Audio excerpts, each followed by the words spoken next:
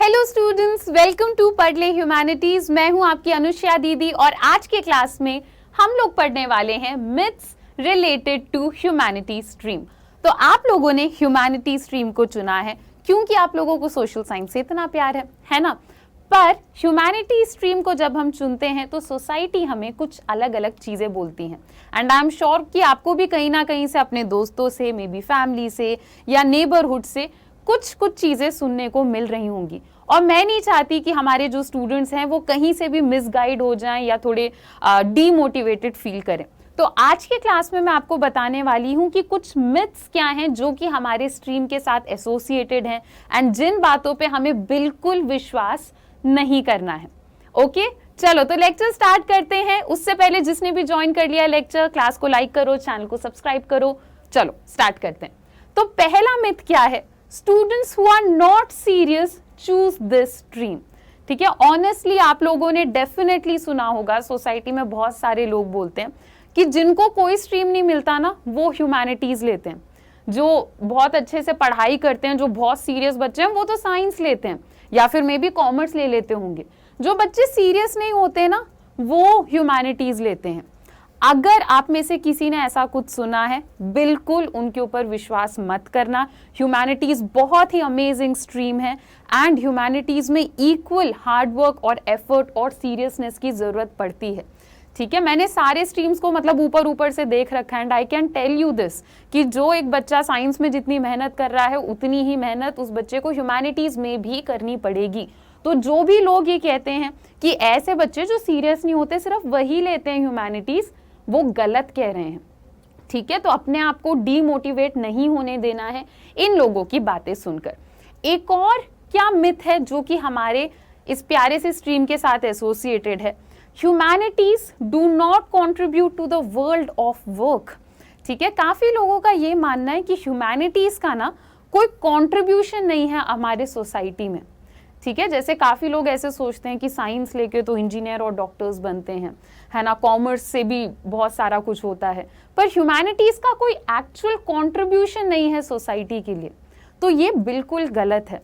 ठीक है, in fact humanities का कंट्रीब्यूशन आई फील कि बाकी स्ट्रीम से भी थोड़ा सा ज्यादा है एंड बाकी तो हम लोगों ने इन डिटेल डिस्कस कर रखा है कि ह्यूमैनिटीज के क्या क्या करियर ऑप्शंस होते हैं एंड आपने उस वीडियो में डेफिनेटली रियलाइज करा होगा कि हर स्ट्रीम में ह्यूमैनिटीज है।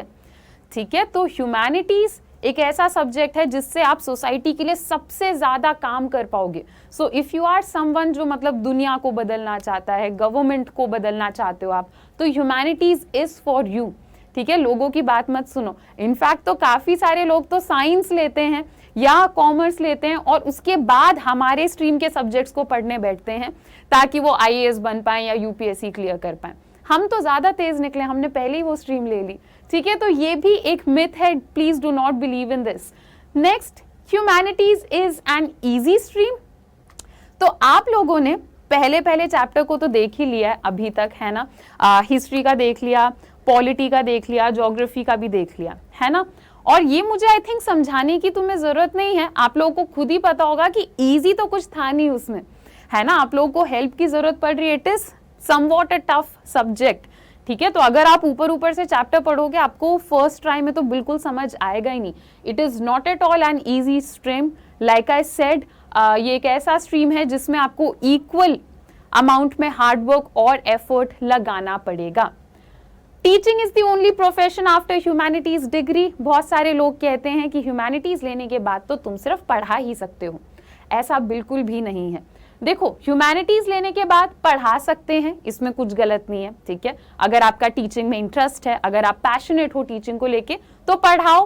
ठीक है, अपनी अनुष्या दीदी जैसे बनो, टीचर बनो, कोई दिक्कत नहीं है। पर जो लोग ऐसा कहते हैं कि teaching is the only profession, कि टीचिंग के अलावा और कोई स्कोप ही नहीं है ह्यूमैनिटीज में, वो लोग गलत कहते हैं।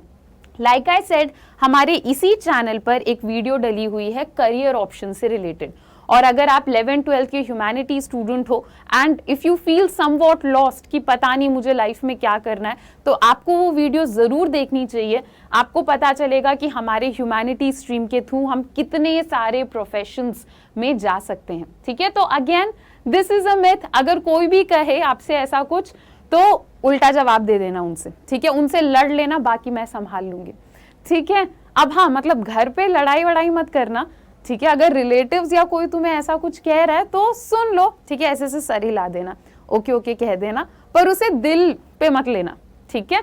चलो नेक्स्ट क्या है, you need an inborn talent to be good at these subjects.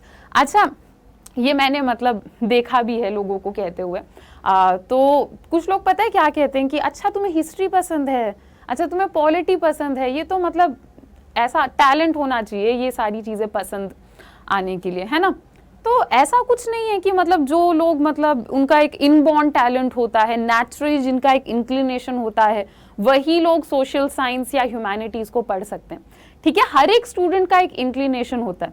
जैसे मैंने तुम्हें बहुत बार बताया, मुझे मैथ्स बिल्कुल नहीं पसंद, ठीक है। तो कुछ बच्चे ऐसे होंगे जिनको मैथ्स बहुत पसंद होंगी, तो बहुत बढ़िया है। अगर तुम्हें मैथ्स पसंद है, अगर you are naturally good at it, तो मैथ्स में प्रोफेशन बनाओ, ठीक है। अगर आप सोशल साइंस में नेचुरली गुड हो तो बहुत बढ़िया है, आप सोशल साइंस में करियर बनाओ, कोई दिक्कत नहीं है।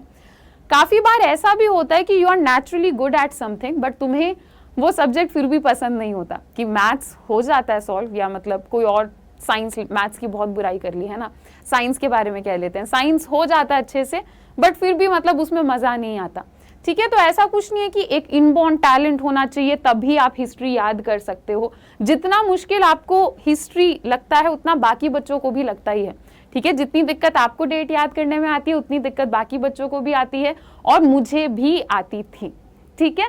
तो हाँ, वैसे हम इस पर भी एक वीडियो कर सकते हैं, तो आप लोग मुझे बताना कि क्या आपको कुछ ट्रिक्स एंड टिप्स चाहिए कि हिस्ट्री में नाम और डेट्स कैसे याद करें, ठीक है, ये बताना मुझे कमेंट सेक्शन में, ठीक है। तो ये कुछ मिथ्स थे जो कि हमारे ह्यूमैनिटी स्ट्रीम के साथ एसोसिएटेड हैं, and I am very sure आप में से काफी बच्चों ने ये चीजें सुनी होंगी।